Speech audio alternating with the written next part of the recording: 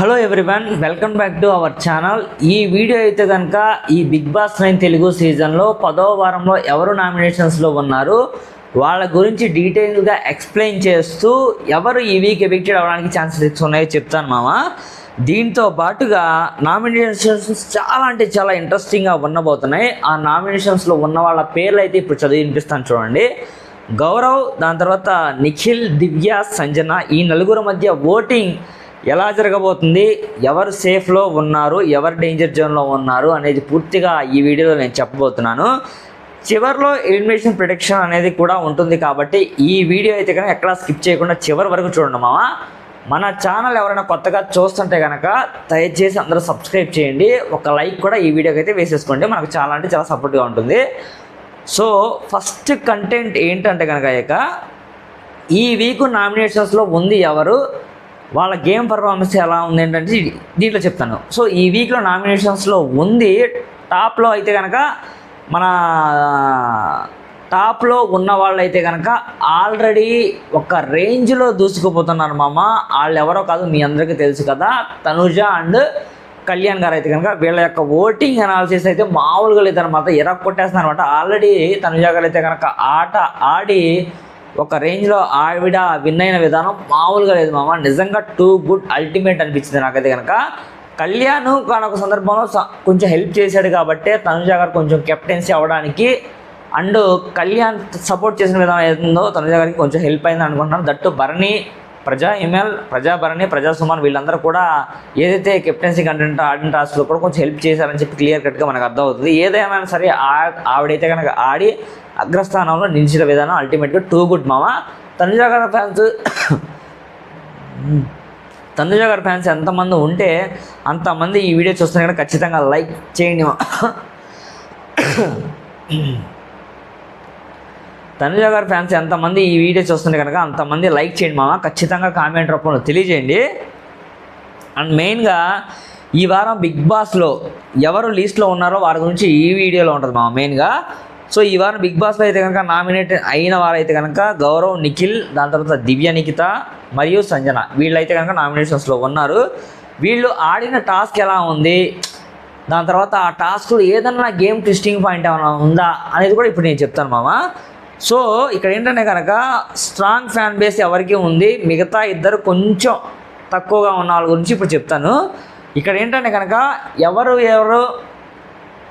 Votings వైజ్గా trend ఎవరు అవుతున్నారని చెప్పి వాళ్ళ గురించి మాట్లాడుకుందాం. ఓటింగ్స్ వైజ్గా ట్రెండ్ అయిన వాళ్ళ గురించి ఇక్కడ అయితే మాట్లాడుకుందాం. ఇక్కడైతే కనుక దివ్య, నిఖిల్, గౌరవ్, సంజన వీళ్ళ నలుగురు గురించి చెప్పుకుందాము. సో ఈ వారం అయితే కనుక దివ్య ఓటింగ్ అయితే కనుక చాలా అంటే చాలా లీస్ట్లో ఉంది మామ. సో ఫ్యాన్ బేస్ కూడా అంత యాక్టివ్గా లేదనమాట. ఈ వారం ఎపిసోడ్లో ఏమకైతే కనుక డేంజర్ ప్లాట్ఫామ్లో ఉందని చెప్పి వీడికైతే కనుక చాలా నెగిటివ్గా ఉందన్నమాట. సో నిఖిల్ అయితే కనుక స్టెబిలిటీగా ఆడుతున్నాడు. నిఖిల్ యొక్క ఆట విధానం అయితే టూ గుడ్ మామ, అల్టిమేట్గా అనిపించింది. తను కెప్టెన్సీ కంటెంట్లో ఆట ఆడిన విధానం కూడా కమాండర్గా ఉండి రాజు అయిన విధానం అల్టిమేట్ అనమాట. ఫ్యాన్ బేస్ కూడా ఈయనకైతే బాగానే ఉంది. గౌరవ్ అయితే కనుక మామ ఆట ఆడుతున్నాడులే కానివ్వండి, చాలా అంటే చాలా వరస్ట్గా ఆడుతున్నాడు. అసలు ఆట ఆడే విధానం కూడా ఏం లేదు, ఏ టాస్క్ కరెక్ట్గా ఆడట్లేదు.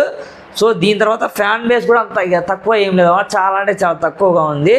ఇప్పుడైతే కనుక మనోడైతే కనుక కెప్టెన్సీ కంటెంటర్లో అంత అసలు ఆటే ఆడలేదు. దాని తర్వాత ఓటింగ్ అనాలిసిస్లో మనోడైతే కనుక బాటమ్ నుంచి సెకండ్ పొజిషన్లో ఉన్నాడు. సంజన గారు అయితే కనుక ఆవిడ అంత నెగిటివిటీ ఏం లేదు, ఆవిడైతే కనుక చాలా పాజిటివ్గానే ఉంది ఆవిడైతే కనుక. సో ఇక్కడ ఏంటంటే కనుక ఎంగేజ్మెంట్ ఏదైతే ఆడియన్స్ దగ్గర ఎంగేజ్మెంట్ ఇవన్నీ ఉన్నాయో ఇదైతే కనుక చాలా పాజిటివ్గానే ఉంది. ఈవిడైతే కనుక ఈ వారం బాటంలో లేదు, ఆవిడైతే కనుక ఖచ్చితంగా నామినేషన్స్లో ఉన్నా కూడా ఎవిక్షన్ ప్రాసెస్లో సేవ్ అయినట్టు చెప్తున్నాను మా ఆవిడ గురించి అయితే కనుక. దీని తర్వాత మెయిన్గా ఇంపార్టెంట్, చాలా చాలా ఇంపార్టెంట్, సోషల్ మీడియాలో ఉన్న అనాలిసిస్ కూడా మనం ఈ ఓటింగ్ అనాలిసిస్లో చెప్పుకోవాలి మామ. ఎందుకంటే కనుక హ్యాష్ ట్యాగ్స్ కానీ ఎవరి యొక్క మెమ్స్ ట్రెండ్స్ అవుతున్నాయి, ఎవరి యొక్క వీడియోస్ ట్రెండ్స్ అవుతున్నాయి ఏంటని చెప్పి మనం అది కూడా పర్టికులర్గా ఈ ఓటింగ్ అనాలిసిస్లో ఖచ్చితంగా పరిగణనలో తీసుకోవాలి. సో ఇక్కడ చెప్తాను చూడండి. సో సోషల్ మీడియాలో ట్రెండ్ కూడా కన్ఫర్మ్ చేస్తున్నాను ఇక్కడైతే కనుక. సో దివ్య హ్యాష్ ట్యాగ్స్ అయితే కనుక ఎక్కువగా ట్రెండ్ అవ్వట్లేదు. నిఖిల్ అయితే కనుక సూపర్గా ట్రెండ్ అవుతుంది. కొంచెం ఏంటంటే కనుక మిక్స్డ్ రియాక్షన్ కూడా వస్తుంది కదా. గౌరవ్పై అయితే కూడా సేమ్ ఆవిడ మీద వచ్చే ట్రోల్స్ కానివ్వండి, జరిగే టాపిక్స్ ఏవైతే ఉన్నాయో ప్రీవియస్ ఆడిన గేమ్స్ అయితే కనుక మొత్తం నెగిటివ్ టాకే ఉంది సోషల్ మీడియాలో కూడా. దీని తర్వాత ఈ వీక్లో ఆడిన కెప్టెన్సీ కంటెంటర్ వార్నింగ్ కానివ్వండి, దాని తర్వాత వీళ్ళకైతే కనుక ఈ వీక్ ఎలా ఇంపాక్ట్ క్రియేట్ చేసింది ఏంటని చెప్పి ఇక్కడైతే కనుక చెప్తాను.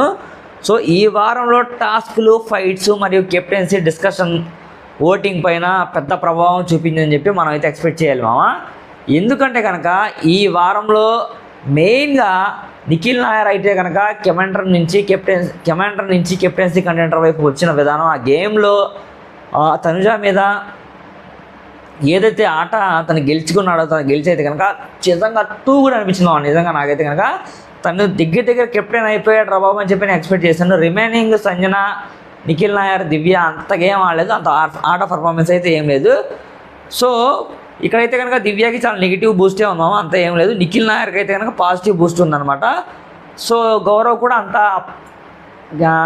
ఏదైనా ఈ వీక్లో ఆడిన గేమ్స్ పరంగా కానీ టాస్క్ పరంగా కానీ అంత ఏం లేదు, చాలా వీక్. సంజన గారు అయితే కనుక ఓకే బ్యాలెన్స్డ్గా ఉన్నారు. ఆవిడైతే కనుక ఈ వీక్ ఆవిడ ఇంపాక్ట్ క్రియేట్ చేశారని చెప్పి మనం అయితే అనుకోవాలిదామా. దీని తర్వాత పబ్లిక్ దగ్గర నుంచి ఏం టాక్ ఉంది ఏంటని చెప్పి కూడా ఇక్కడ చెప్తాను చూడండి.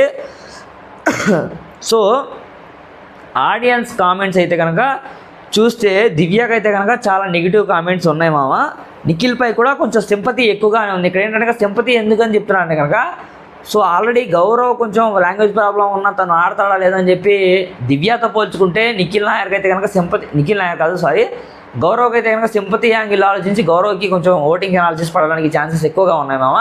దివ్యకి అయితే తక్కువగా ఉంది పర్ఫార్మెన్స్ పడడానికి తనకైతే కనుక ఓట్స్.